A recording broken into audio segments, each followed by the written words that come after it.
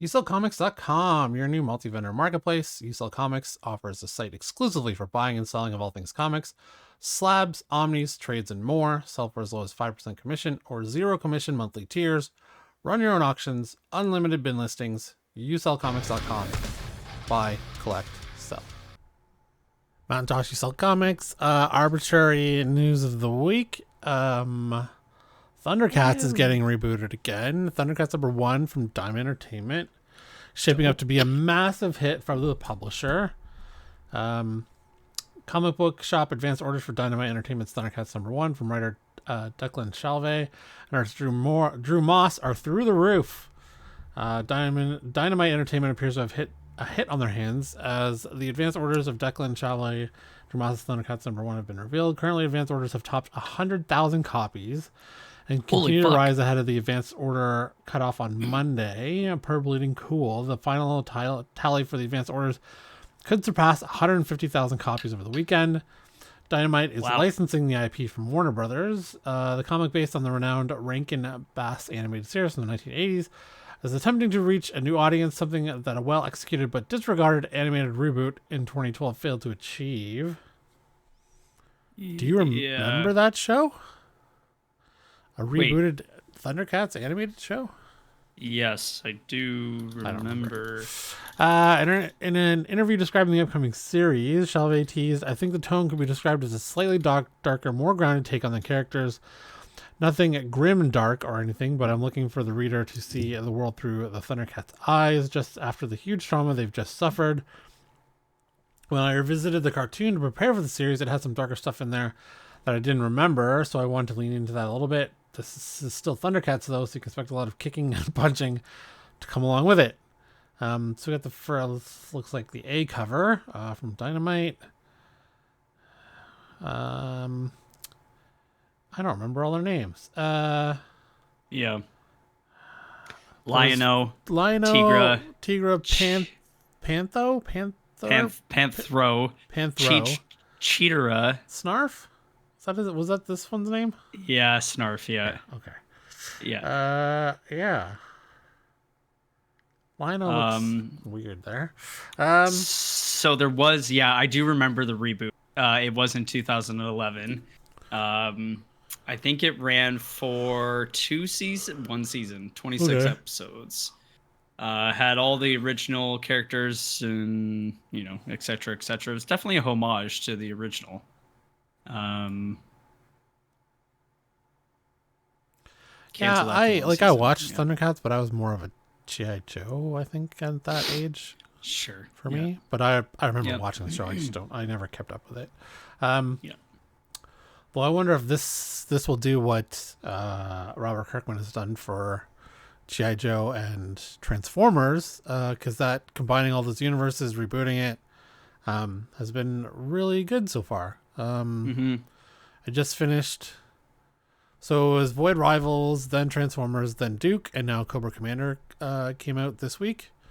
Right. I just finished Duke #1, and it's pretty good. It's pretty good. Dope. More weird things getting. Well, Thundercats isn't weird, but Elfquest is kind of an odd choice. 1 hour animated Elfquest television series, 1 hour, is in development at Fox. Fox is looking to expand its animation portfolio with an intriguing new project revealed by Deadline. The network is developing an hour-long animated drama based on the 1978 Dark Horse comic book series Elfquest. The series was created by husband and wife duo Wendy and Richard Pini, collectively known as Warp. The Sun Elves are elegant and nomadic wanderers, and the main protagonists of the comic book series. They are forced to travel through lush woods, hot deserts, and even the shadow-laden World Song after being cast out of their country. With each new encounter, the Sun Elves saw their ideals tested, but in the end managed to build new friendships and forge alliances. Their relationship with the ferocious Wolf Riders became a focal point of the series. Warp's tale is about more than simply finding a home. It's about challenging societal bias, investigating environmental implications, managing the intricacies of interpersonal connections. Elfquest doesn't shy away from digging into the tangled depths of human or elf emotions, from illicit loves to familial disputes. The indie comic was a staple of nerd culture in the 80s. And those earlier millennials should be excited and surprised by the news of the adaptation. Over the years, there have been many attempts to turn the comic into a film or television show, but each project never managed to make it out of development. Fox television series adaptation will be written by Susan Hertz Arneson, who did the last Amazon and Magic Order, who will also act as showrunner and executive producer. In a press statement, Wendy and Richard remarked, Elfquest couldn't be in better hands. Their collaborators trust the story. We have the highest regard for their previous achievements, and they have our blessing and input. We know their adaptation of Elfquest will be a dream come true. The only thing I really know about Elfquest is that I see their books in the dollar bin a lot, which isn't to say it's a bad story.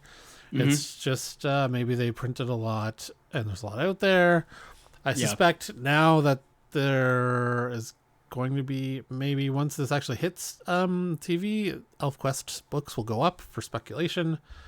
I would have to agree. I don't know anything. Like, it was hit in the 80s and I was 5. So yeah, I miss this one. If anyone else who read Elfquest, maybe I should go back and read it now. I wonder if there's any omnis of Elfquest. I wonder if any are on USL Comics. Elfquest.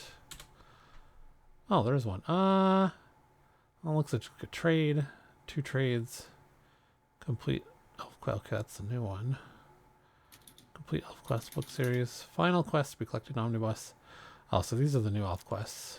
We got one on USL Comics. Oh yeah, $2. Nice. Yeah, so maybe people are excited about this. I'm not sure. Let us know. Jason Aaron, who recently left Marvel, and is currently writing a Batman book called Offworld. That's pretty good. It's got 2 issues out. Been reading that. So Jason Aaron is set to write the Teenage Mutant Ninja Turtles #1. I've been hearing this knocking around for a little while, that Jason Aaron will be writing Teenage Mutant Ninja Turtles at IDW Publishing. I've got a more reliable source to confirm news that Jason Aaron would be writing TMNT at IDW Publishing after their big TMNT 150 finale and a big relaunch of the Turtles 40th for the 40 years. God damn, we're so old. That's so crazy, dude. We're so 40. Jason Aaron, the recent writer of Marvel's Avengers titles, is currently taking over Superman comic books at DC Comics. He wrote Jane Foster as Thor, as well as Ghost Rider, Wolverine, X-Men, Star Wars, Punisher, Doctor Strange, Hulk, Conan, and more for Marvel Comics. He also is a creator-owned comic books Scalped and the Other Side from DC Comics, and Southern Bastards, The Goddamned Sea of Stars from Image, and recently Once Upon a Time at the End of the World from Boom Studios. Expected announcement any day now. Heroes in a Scalped Shell. Anyone? Okay, I don't know. That's okay. Teenage Mutant Ninja Turtles hits #150 in April, so it's maybe for a September launch. I think September. Wait till the summer's done. Give people time to catch up and read, and then relaunch with #1 in September. Yeah, this is a good thing. It's kind of hard when a title like Teenage Mutant Ninja Turtles, which is, if you're just coming into it and you want to read it, you pick up in the middle at like 110 and you're kind of lost to the story. So if you're looking to get into Turtles, it'd be a good spot to pick up and start. Yeah, I would agree. Last thing for Arbitrary News, the MAXX movie reportedly moving forward at Paramount with Channing Tatum set to star. Most of us inhabit at least 2 worlds: the real world, where we are at the mercy of circumstance, and the world within, the unconscious, a safe place where we can escape. We first heard about plans for a live-action movie based on the MAXX back in 2019, but without a single update since, we had assumed the project must have been shelved. However, we have some good news for the fans of the purple-skinned hero. According to Daniel Rickman, the MAXX is now moving forward at Paramount Pictures with Channing Tatum still attached to play the lead role. Does that mean he won't be Gambit anymore? He's too busy playing the MAXX? The original trade report revealed that Tatum and Roy Lee had teamed up to produce via free association, along with principals Reed Carolyn and Peter Kernan, with Lee on board via his Vertigo Entertainment. The MAXX creator writer Sam Keith is also set to produce it with partner Tal Vigderson.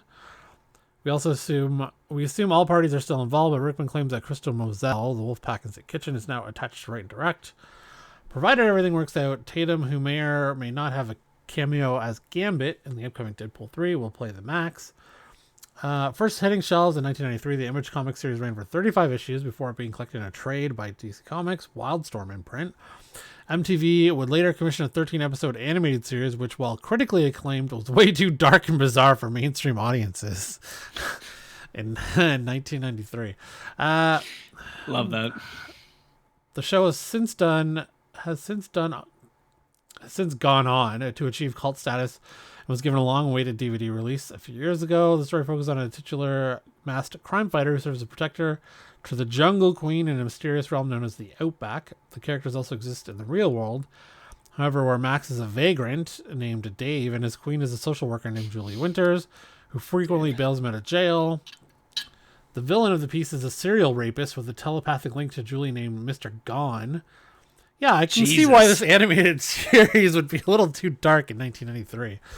Who has extensive knowledge and access to other people's Outbacks. When Max attempts to stop him from arresting Julie, Gone enlists the aid of Outback's main predators, that is, to take him out of the picture.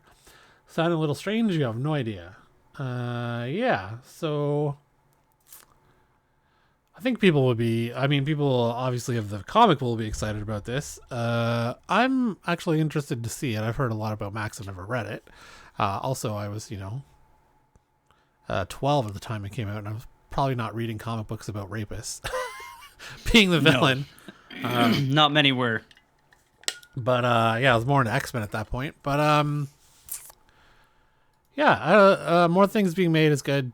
Whether it's good or bad on the screen is another story. But at least they're, making more content for us to consume, I guess. Okay, so that's Arbitrary News of the Week. Let us know if you're excited about MAXX and Elfquest, and if we should read Elfquest. Thanks. Yes.